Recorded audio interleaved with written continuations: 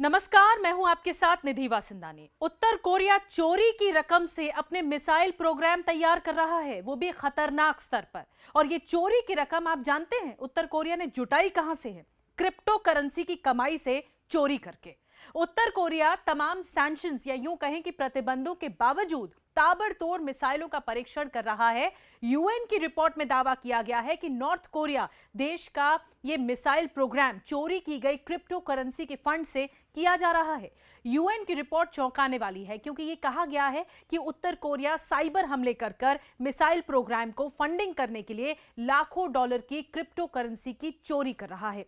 इस रिपोर्ट में कहा गया है कि 2020 और 2021 के मध्य में नॉर्थ कोरिया के साइबर हमलावरों ने करीब 50 मिलियन अमेरिकी डॉलर की डिजिटल संपत्ति चोरी कर ली। इन हमलों का मुख्य मकसद Pyongyang nuclear and ballistic missile programme के लिए रकम को इकट्ठा या जुटाना था।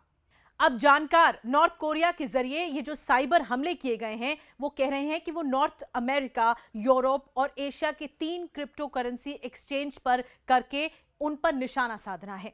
2019 में संयुक्त राष्ट्र ने बताया था कि उत्तर कोरिया ने साइबर हमलों का इस्तेमाल करके इस तरह के खतरनाक हथियारों के लिए 200 करोड़ अमेरिकी डॉलर जमा कर लिए थे। लेकिन यूएन सिक्योरिटी काउंसिल ने उत्तर कोरिया पर न्यूक्लियर टेस्ट और बैलिस्टिक मिसाइल के परीक्षणों पर रोक लगा दी थी।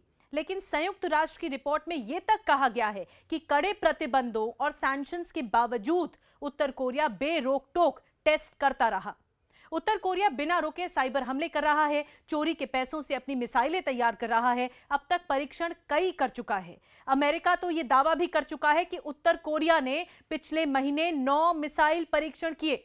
एक रिपोर्ट के मुताबिक उत्तर कोरिया हैकर्स ने साल 2021 में क्रिप्टो करेंसी प्लेटफॉर्म्स पर कम से कम 7 अटैक किए और इन अटैक के जरिए करीब 3000 करोड़ की डिजिटल संपत्ति चुरा ली गई। हमलों में मुख्य रूप से इन्वेस्टमेंट फर्म्स और केंद्रीय एक्सचेंज को टारगेट किया गया था और यहां पर हैक वैल्यू में 40% की बढ़ोतरी कर दी गई थी।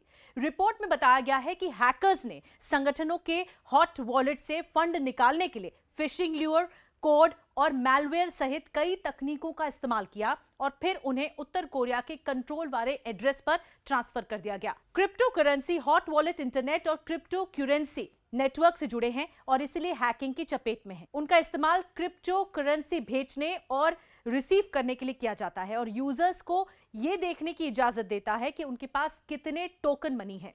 एक रिपोर्ट के मुताबिक इस साइबर हमले के पीछे लार्जर ग्रुप का हाथ बताया जा रहा है। लार्जर ग्रुप पर रैंसमवेयर हमलों में शामिल होने, अंतर्राष्ट्रीय बैंकों और ग्राहक खातों की हैकिंग करने, 2014 में सोनी पिक्चर्स पर साइबर हमलों में शामिल होने का आरोप भी लगाया गया। पिछले साल के साइबर हमलों की रिपोर्ट में बताया गया कि एक बार जब उत्तर कोरिया ने फंड्स की कस्टडी हासिल कर ली तो उन्होंने इसे छिपाने और कैश आउट करने के लिए एक सावधानी पूर्वक लॉन्ड्रिंग प्रक्रिया शुरू कर ली।